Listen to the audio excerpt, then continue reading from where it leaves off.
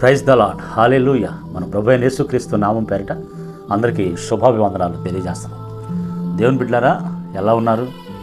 కొత్త సంవత్సరం అప్పుడే 4 రోజులు గడిచిపోయి 5వ రోజులోకి అడుగుపెట్టాం. సమయం కాలం చాలా త్వరితగతిన గడిచిపోతూ ఉన్నాయి. దేవుని బిడ్డలారా, ఈ కొత్త సంవత్సరంలో దేవుడు మనకిచ్చిన వాగ్దానం అధికమైన మేలు చేస్తానని దేవుడు ఒక అద్భుతమైనటువంటి వాగ్దానాన్ని యెహెజ్కేలు 36:11 దేవుడు మరి అధికమైన మేలు, అత్యధికమైన మేలు చేస్తానని దేవుడు వాగ్దానం చేసిన దేవుడు మేలు మనకు అత్యధికంగా ఉండాలి అని అంటే కొన్ని విషయాలు మనం చేయాల్సిన పనులు, నేర్చుకోవాల్సినవి దేవుడు చేయమన్నాయి ఉంటాయి. మనం ఆ విధంగా నడుచుకున్నప్పుడు దేవుని మేలును అనుభవిస్తూ వాగ్దానాన్ని స్వతంత్రించుకొని దేవుని కృపలో ఆశీర్వాదకరంగా ముందుకు సాగిపోతూ ఉంటాం. ద్వితీయోపదేశకాండం 5వ అధ్యాయం 33వ వచనంలో దేవుడు ఇక్కడ ఒక మాట చెప్తాడు. మీరు ఏ దేశమునైతే స్వాధీనపరుచుకుంటారో ఆ దేశంలో మీరు మేలు కలిగి దీర్ఘాయుష్మంతులగునట్లు మీ దేవుడైన యెహోవా మీకు ఆజ్ఞాపించిన మార్గములన్నిటినీ నడుచుకోవాలి. ఏ దేశమునైతే స్వాధీనపరచుకొని మీరు జీవిస్తారో ఆ దేశంలో మేలు కలుగునట్లు, మేలు కలిగి దీర్ఘాయుష్మంతులగునట్లుగా దేవుడు మీకు ఏ మార్గాలు చూపిస్తాడో ఆ మార్గాలని ఖచ్చితంగా అనుసరించి నడుచుకోమంటాడు. ఆ మార్గాలన్నింటిలో మీరు నడుచుకోండి అని చెప్తాడు. అంటే దేవుడు మనకు ఏ మార్గం అయితే, ఇదిగో ఈ మార్గంలో నడవండి మీకు మేలు కలుగుతుంది, ఈ త్రోవలో నడవండి మీకు మేలు కలుగుతుంది, ఇదిగో ఇటు వెళ్ళగాకండి అక్కడ మీకు కీడు ఉంది, ప్రమాదం పొంచి ఉంది, అటు వెళ్తే మీరు బ్రతకరు, మీకు అక్కడ ప్రమాదం ఉంటుంది. ఇలాగున దేవుడు మనకి కొన్ని విషయాలు చెప్తాడు.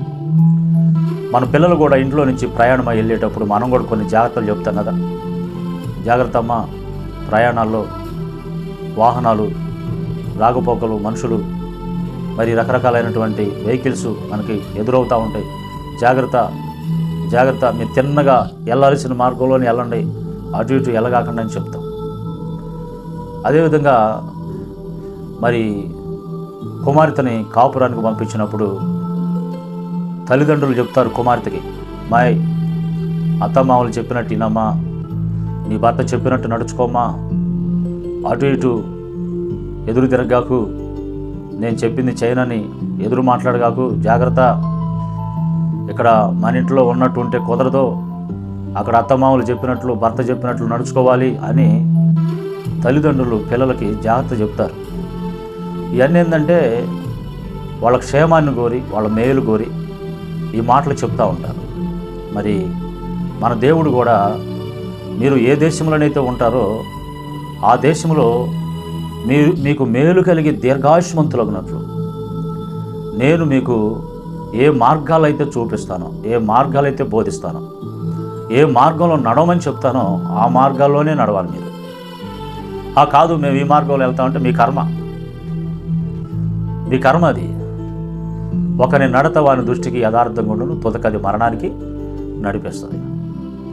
కాబట్టి దేవుని మాట వెనుక, నీ సేవకుడి మాట వెనుక నువ్వు ఇష్టం వచ్చినట్లుగా నువ్వు నడుచుకుంటారంటే అది నీ కర్మ, నీ దరిద్రం, నీ కీడు. దేవుడు మాత్రం నీ మేలు కోరి, నీ క్షేమాన్ని కోరి దేవుడు చెప్తాడు.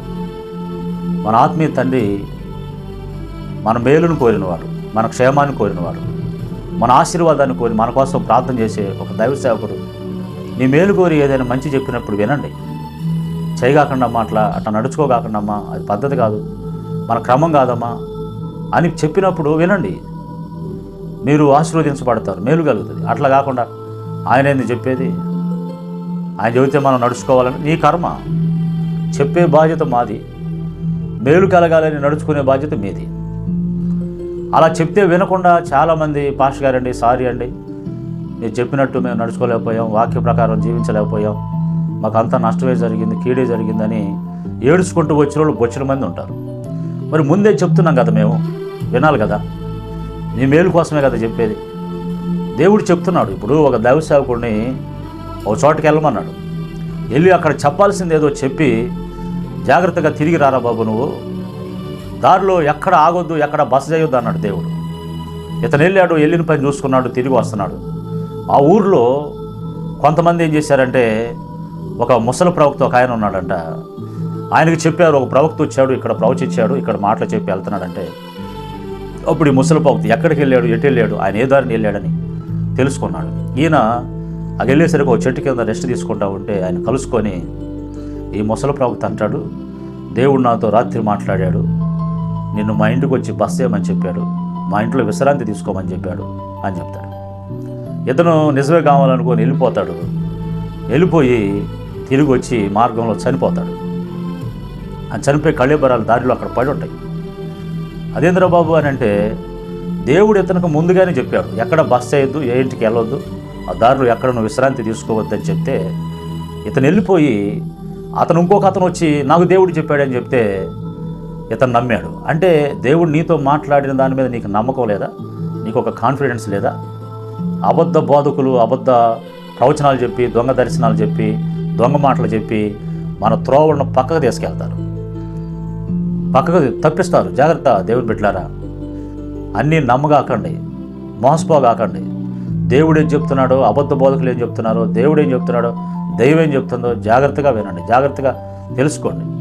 మార్గం తప్పారా, కీడు పొంచి ఉంటుంది, చనిపోయే ప్రమాదాలు ఉంటాయి, మరణాలు పొంచి ఉంటాయి. నువ్వు ఇటెళ్ళయ్యా అంటే నీకు తర్షీష్కి వెళ్ళటానికి, నినివే పట్టణం వెళ్ళి తర్షీష్కి టికెట్ ఎందుకు తీసుకున్నావు? నీ వల్ల ఎంత కీడు జరిగింది, ఎంత నష్టం జరిగింది.